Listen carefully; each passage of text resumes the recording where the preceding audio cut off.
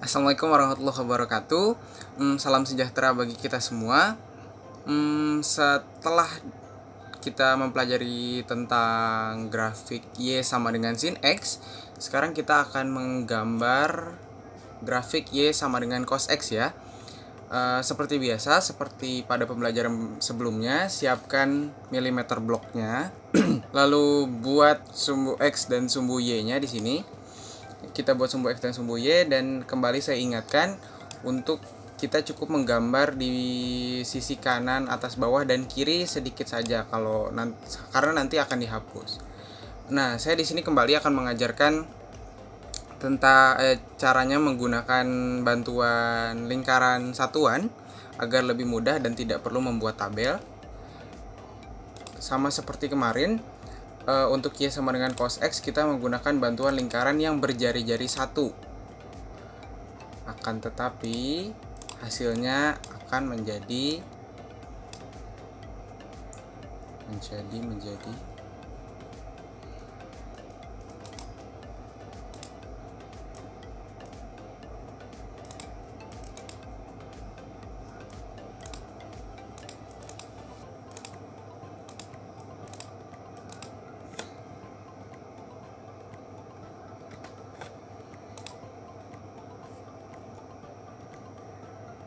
seperti ini ya. Dengan jari-jarinya, misalnya di sini saya ambil jari-jari lingkarannya itu 2 cm, jarak dari 0 sampai pi itu adalah 6 cm. Kalau misalnya kalian jarak jari-jarinya itu ingin lebih besar, misalnya di sini 3 cm, berarti dari 0 sampai pi itu adalah 9 cm, sekitar 9 cm, atau lebih tepatnya 9,42 cm ya. Tapi untuk lebih mudah 9 cm aja nggak apa-apa. Prinsipnya sama seperti grafik Y sama dengan sin X kemarin, akan tetapi kita menggunakan cos mulai dari titik atas. Sebentar.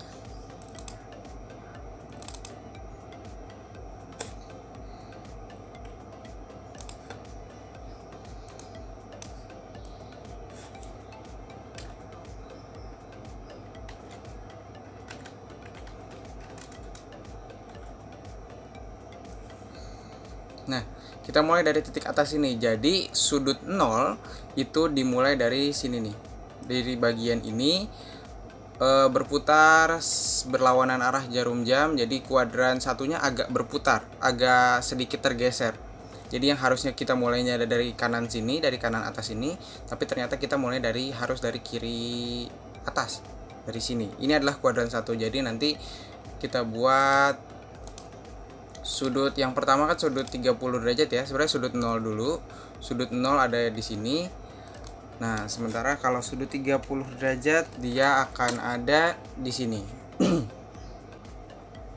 Ya, jadi 30 derajatnya akan kita mulai dari sini. Nah, harusnya pertama kita ambil yang 0 derajat dulu ya. Berarti 0 derajat akan ada di sini. Maka hasilnya dia ada di sini.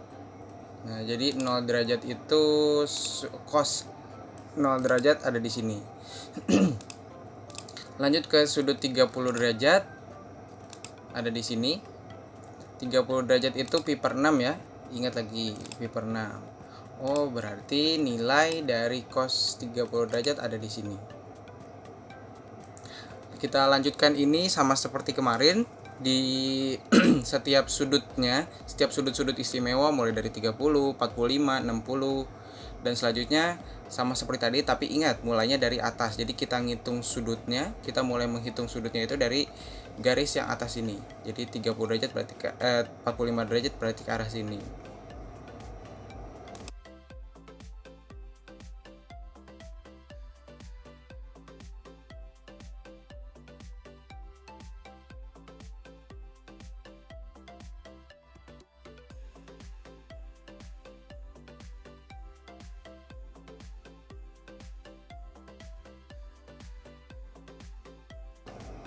Nah, ya, jadi saya udah menggambar titik-titiknya di sini.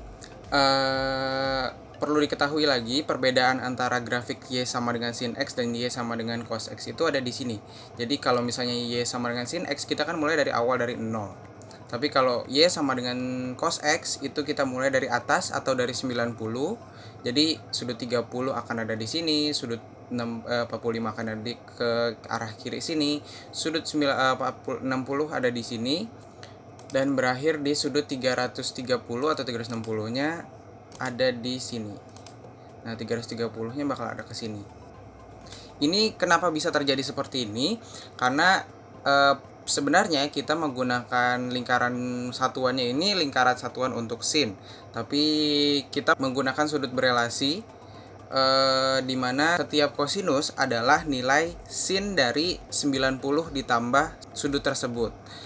Jadi ketika saya mau mencari kosinus 30 derajat, ya berarti saya tinggal cari nilai sin dari 90 ditambah 30 gitu kan. Itu merupakan sifat dari sudut berelasi. Jadi dari sifat itu kita menggunakan lingkaran satuannya sama seperti sin, tapi mulainya dari atas.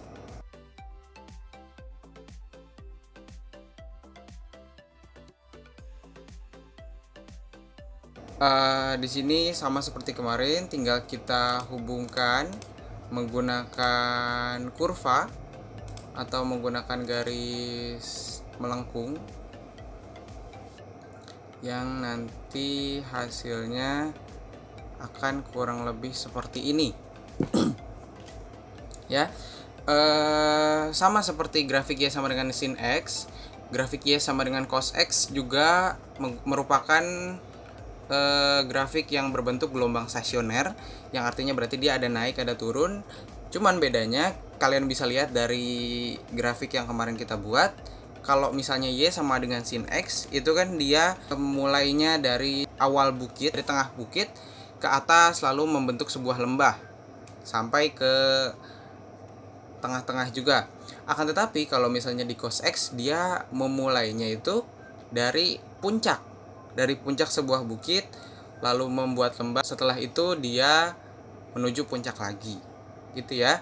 Mereka berdua tetap membentuk satu gelombang, hanya saja memulainya beda karena gelombang itu kan sebenarnya satu bukit dan satu lembah.